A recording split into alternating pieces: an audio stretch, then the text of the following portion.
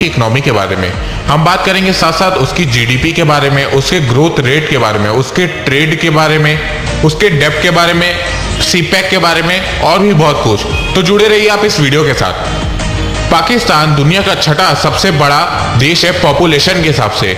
लगभग 207 मिलियन लोग रहते हैं और एरिया के हिसाब से 33वां सबसे बड़ा देश है। पाकिस्तान की इकोनॉमी दुनिया में 23वीं सबसे बड़ी इकोनॉमी है परचेजिंग पावर पैरिटी के हिसाब से, जो कि इस समय 1.141 ट्रिलियन डॉलर्स है दिसंबर 2018 के हिसाब से, और 38वीं सबसे बड़ी इकोनॉमी है नॉमिनल जीडीपी के हिसाब से। 2018 में ये 277 बिलियन डॉलर्स थी। नॉमिनल जीडीपी पर कैपिटा 2018 में पाकिस्तान के सिर्फ 1641 डॉलर है, जिसकी रैंक 147वीं है दुनिया में।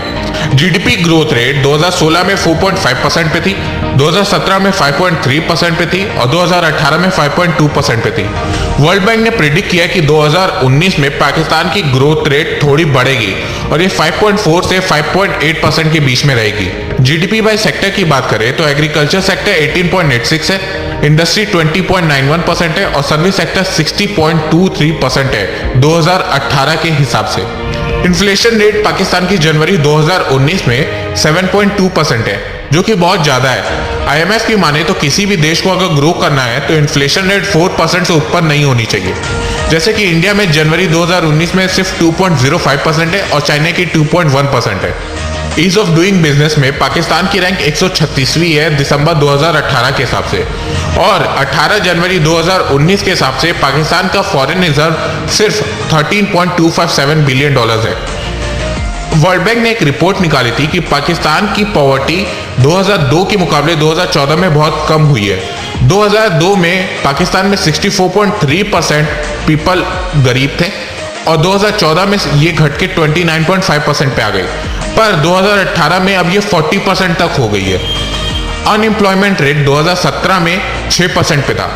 लिटरेसी रेट पाकिस्तान की सिर्फ 60% है 2018 के हिसाब से। 2017 में टूरिज्म में पाकिस्तान की रेवेन्यू सिर्फ 317 मिलियन डॉलर्स थी। ये रेवेन्यू इसलिए कम है क्योंकि पाकिस्तान दुनिया का चौथा सबसे बड़ा अनसेफ देश है टूरिस्ट लोगों के लिए। वर्ल्ड इकोनॉमिक फोरम ने 2017 में एक travel and tourism competitive index निकाला था, जिसमें पाकिस्तान की रैंक टूरिज्म में 124वीं है 136 देशों में, और 2015 में ये 125वीं थी। अब बात करते हैं स्टॉक मार्केट की।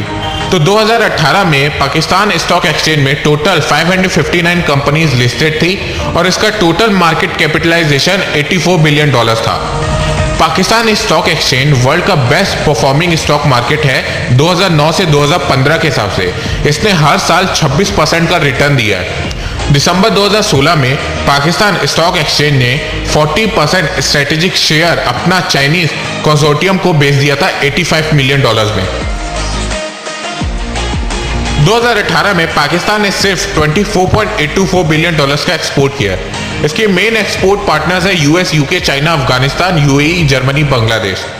और इंपोर्ट पाकिस्तान ने 2018 में 56 बिलियन डॉलर्स का किया है, और ज्यादातर इसके मेन इंपोर्ट पार्टनर्स है China, UAE, Indonesia, Saudi Arabia, US और जापान। तो मतलब पाकिस्तान ने इंपोर्ट ज्यादा किया है एक्सपोर्ट के मुकाबले। अब बात करते हैं डेब्ट की। तो कर्ज लेना कोई बुरा नहीं है, पर ज्यादा कर्ज लेना बहुत बुरा होता है, और तब और कर्ज लेना जब आपकी कंट्री का करंट अकाउंट डेफिसिट में हो। करंट अकाउंट का डेफिसिट में होने का मतलब है कि देश में फॉरेन करेंसी का आउटफ्लो हो रहा है, आपका एक्सपोर्ट बहुत कम है इंपोर्ट के मुकाबले, जिससे आपके फॉरेन रिजर्व दिन ब दिन कम होते जा रहे हैं, आपकी करेंसी लो होती जा रही है, जिससे आपको कर्ज के अमाउंट से ज्यादा पैसा देना होता है। आईएमएफ की रिपोर्ट की माने तो जून 2019 तक पाकिस्तान का टोटल डेब्ट 103 बिलियन डॉलर हो जाएगा, और इसे ये कर्ज डॉलर के रेट में देना होगा, जो कि दिन ब दिन बढ़ता जा रहा है। सीपैक का प्रोजेक्ट अप्रैल 20, 2015 में चाइनीज प्रेसिडेंट जिनपिंग और पाकिस्तानी प्राइम मिनिस्टर नवाज शरीफ ने 51 एग्रीमेंट में साइन करके स्टार्ट किया। इसमें एक मेमोरेंडम ऑफ अंडरस्टैंडिंग भी बनी, जो कि 46 बिलियन डॉलर्स की थी।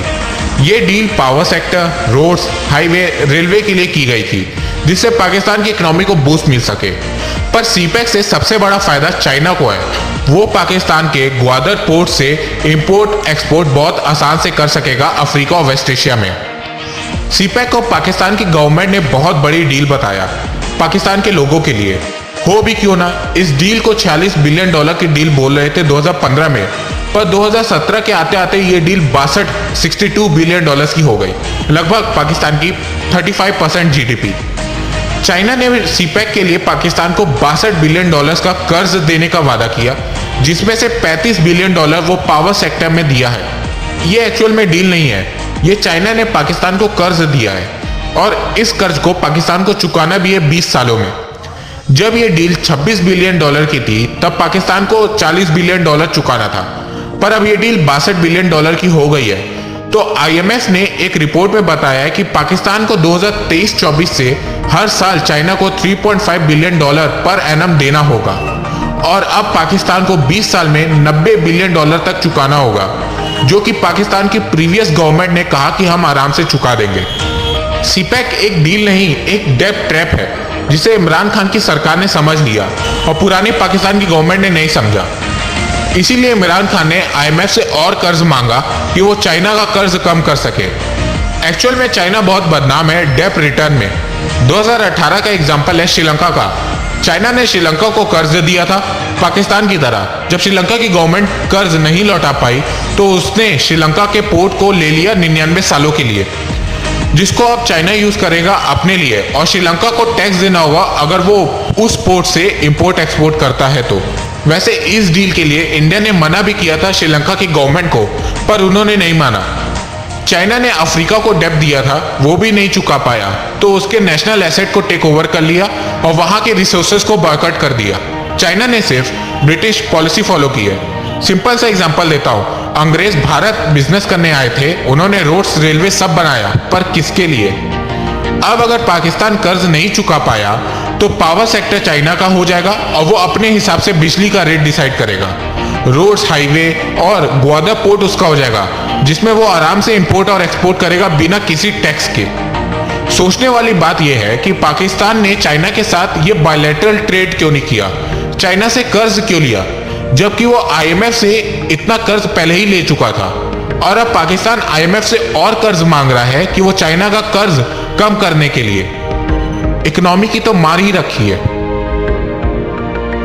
पाकिस्तान की गवर्नमेंट हर साल अपना मिलिट्री बजट बढ़ाती है, जबकि देश की इकोनॉमी इतनी खराब होने के बावजूद 2018-19 में पाकिस्तान ने अपना मिलिट्री बजट 20% तक इंक्रीज किया है और अब उसका total military budget 9.6 billion dollars है। पाकिस्तान की गवर्नमेंट का कहना है कि उन्हें इंडिया से खतरा है, इसीलिए वो देश की सिक्योरिटी के लिए इतना पैसा इन्वेस्ट कर रहे हैं। तो मैं आपको एक बात बताता हूँ कि इंडिया का मिलिट्री बजट 2018 में लगभग 64 बिलियन डॉलर्स था और वो उनकी सिर्फ 2.5% जीडीपी का हिस्सा है, पाकिस्तान से 6 टाइम्स ज्यादा।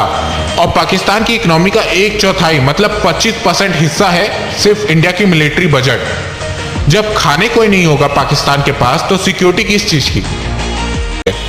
कुछ भी सोचने और बोलने से पहले ये देखिए, पाकिस्तान गवर्नमेंट का टोटल रेवेन्यू देखिए, 2004 से 2018 तक हर साल बढ़ा है, ना कि कम हुआ है। टोटल टैक्स रेवेन्यू भी देख लीजिए, 2004 से 2014 तक वो भी बढ़ा है, मतलब लोगों ने टैक्स भी ज्यादा दिया है। अब ये देखिए, टोटल पब्लिक डेब्ट 2009 से 2018 तक भी बढ़ा है। ये समझ में नहीं आ रहा है, जब लोगों ने ज्यादा टैक्स दिया है, गवर्नमेंट की रेवेन्यू भी बढ़ी है, उसके बावजूद पाकिस्तान गवर्नमेंट ने एक्स्ट्रा डेब्ट क्यों लिया? हर देश की डेवलपमेंट तो टैक्स के कलेक्शन से होती है, जो कि हर साल बढ़ रही है। एक बार मान भी लेते हैं कि जो पाकिस्तान ने कर्ज लिया वो अपनी इकोनॉमी को बूस्ट करने के लिए लिया, चलो मिलिट्री बजट को इंक्रीज करने के लिए लिया, पर ऐसा दिख तो नहीं रहा है। इन्फ्लेशन भी हाई है, एक्सपोर्ट्स भी नहीं बढ़ा, फॉरेन रिजर्व भी सिर्फ 13 बिलियन डॉलर्स का है, मिलिट्री बजट भी सिर्फ 9.6 बिलियन डॉलर का है। पाकिस्तान का टोटल डेब्ट 103 बिलियन डॉलर हो गया है और 103 बिलियन डॉलर बहुत पैसा होता है। वो पैसा कहाँ गया? और अब डेब्ट भी बहुत हो गया है। ऐसा नहीं है कि ये सिर्फ प्रीवियस गवर्नमेंट का डाटा है, ये डाटा 14 साल का है, मतलब पाकिस्तान की पास्ट 3 गवर्नमेंट का।